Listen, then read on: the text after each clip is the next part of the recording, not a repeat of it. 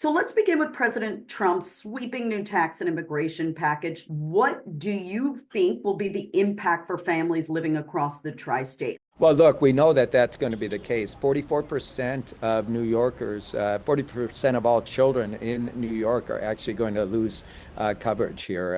49% of moms who just gave birth actually benefit from Medicaid. 64% of people who live in nursing homes actually are living in nursing homes thanks to Medicaid. And so the reality is this would impact New Yorkers in a tremendous way. And we see this throughout the country. These cuts would devastate people and communities. And so, look, what we have been saying is, who does this benefit to actually take health care away from people at this time when the economy is already suffering because of the tremendous devastation of Trump's policies, his tariff policies, at a time when people actually need help just to get by? Who does it actually benefit to take away nutrition programs, to take away Medicaid at this moment? It certainly doesn't benefit hardworking New Yorkers. And so this is a huge embarrassment for the Trump administration. And look, I grew up. My mom was 15 years old when she had me. She had 4 kids that she raised by her on her own. And at the end of the day, if it wasn't for programs like Medicaid, when I was a young boy, I wouldn't have had health care. If it wasn't for programs like SNAP, I wouldn't have had food. And that's the story of so many people. Take us behind the curtain of the Democrats' effort to essentially rebrand the party ahead of the midterms. I know your team has been doing a lot of soul searching since last fall, but a lot of top Democrats that I've spoken with from across the tri-state, New York, New Jersey, and Connecticut, they told me that they felt the party veered way too far left on social issues. Who or what do you think bears the responsibility for the current balance of power in Washington? Well, look, I think at the end of the day, we have to recognize that there's many people in our country right now who are working their tails off and feeling like they can't get ahead, feeling like they've been forgotten and left behind. And, the reality is our party right now, I think we have to focus on an economic agenda. We have to get back to giving people that have historically been part of our coalition a sense that we're willing to fight for them and their families. My old boss in politics was a guy named Paul Wellstone, who famously said that we all do better when we all do better. And that's, I think, what the slogan of the Democratic Party should be. And when we say all, we mean everybody, regardless of where you live, where you're from, who you love, who you are. Every person in this country deserves to actually be able to build a better economic life for themselves, to climb the economic ladder, to achieve the American dream, and to pass something off better to their families than what they inherited. That's the American dream. And that's what we have to, as Democrats, we have to fight for. And I think part of this is true. I think in previous election cycles, we got away from focusing on that economic promise, on that economic agenda that gives people a sense that their better days are in front of them and that, in fact, they can achieve the American dream. But recent polling suggests that the numbers aren't improving that much. Only a third of Democrats in a recent AP poll said they felt optimistic about their party's future. Some respondents directly said they felt that Democratic leadership isn't pushing back hard enough against the president's policies. So the question is, have you solidified a plan? Do the Democrats have a unified national strategy, or are you still finding your footing? Yeah, I'm only 3 months on the job, but let me say I've been really buoyed what we've seen around the country. You can start with Democratic attorney generals who've been filing lawsuits in the courts, using the powers of their office to actually get injunctions and temporary restraining orders on many of these bad executive orders and policies that Trump is pushing. You got governors and mayors who are using the powers of their offices to actually make sure that targeted communities and vulnerable communities are safe and protected during these devastating cuts and what Trump is doing. And you have Democratic members of Congress and of the Senate who actually are using the power of their voice and their platforms, even though they don't have power in Congress, to actually move public sentiment in this time and stand up and fight back. You see, I think, in 2016, someone said to me, the Republicans are shameless, but the Democrats are spineless.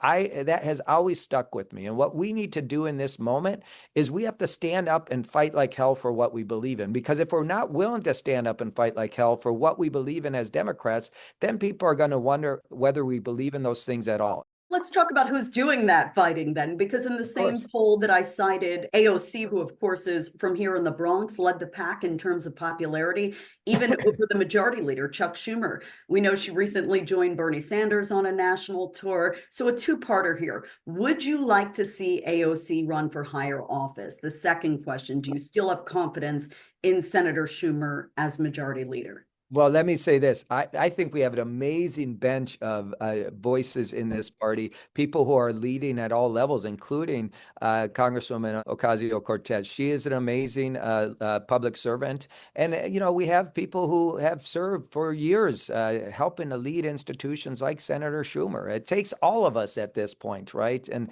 I feel very blessed that we have such a great bench of new and emerging leaders, and of course, folks who've been around to help steer this ship at this time. And so, look, I'm not going to get engaged in this debate about what's best for New York, only to say at the end of the day that we're grateful for both of their leadership. And, I will say this.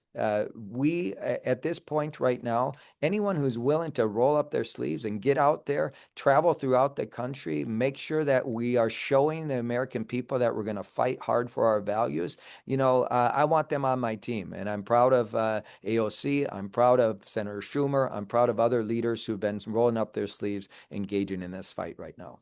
Well, speaking of the Congresswoman, last year the fight for control of Congress ran through the tri-state. It looks like the same could potentially hold true for the midterms now, what, only 18, 17 and a half months away. So we've already seen a lot of action in our battleground seats here in the tri-state, like the 17th. We have 5 or 6 Democrats already lining up that want to unseat Congressman Lawler, a moderate. Describe for us the strategy and the scope of the resources that you're allocating to these races, and also efforts to defend purple districts like the ones held by Pat Ryan, Laura Gillen, Tom Suozzi, and Josh Riley. Well, New York will be a critical battleground for us in our race to take back the U.S. House majority. Of course, as you just mentioned a few of those seats. We have to protect the Democrats that we have in office, and there are some that are in purple districts, as you mentioned. But there's a number of opportunities for us as well, including in Mike Lawler's district and Elise Stefanik's district, to name a few. We believe we can win, and at the end of the day, we're going to be investing a lot of resources in New York. We know how critical the House majority is. It's our number one priority as we go into 26, and we know that New York is top of the list. New York and California, if we can pick up a few more seats in each state, we're going to be back in the majority. We only need 3 seats to win the majority, and Leader Jeffries is committed to doing that. We have a big map, and of course, a big part of it runs for New York. We've also got a high stakes Democratic primary coming up in New Jersey.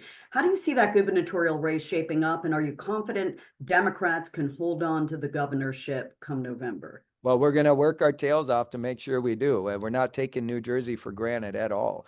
We're already making investments there. We will continue to make investments. And we've got a great bench of candidates running for that job. Wonderful Democrats. Any one of them would do a great job as our standard bearer. And of course, once that primary is over, we'll roll up our sleeves and work our tails off to get that person elected, whoever it is. New Jersey's not going to be easy. We all know that, of course. But at the end of the day, I believe we can win, and I think we will win. There's buzz about a potential primary challenge to Governor Hochul next year. Do you believe that contested primaries strengthen the party, or do they distract from your midterm priorities? Well, our focus is always on the general election, right? And, sometimes primaries are healthy for the conversation. My job is not to protect incumbents or help challengers. My job as the Democratic Party chair is to build a party that actually works hard for our nominees so we can win in November. That's where our focus is going to be.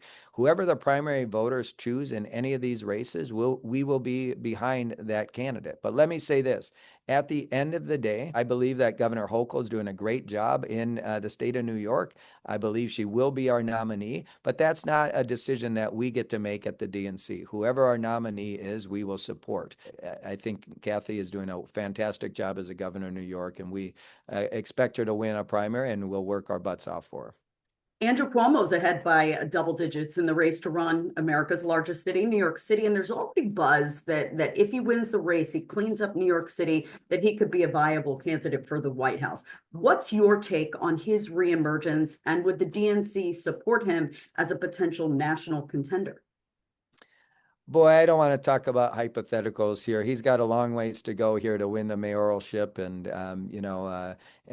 we can have that conversation down the road. We have a lot of great candidates running right now for that are thinking about running for president. A deep bench of really qualified elected officials. Certainly, if Governor Cuomo wants to turn around after being elected mayor and run for president, I suppose that is his prerogative. But we have a very deep bench of candidates out there to choose from for sure.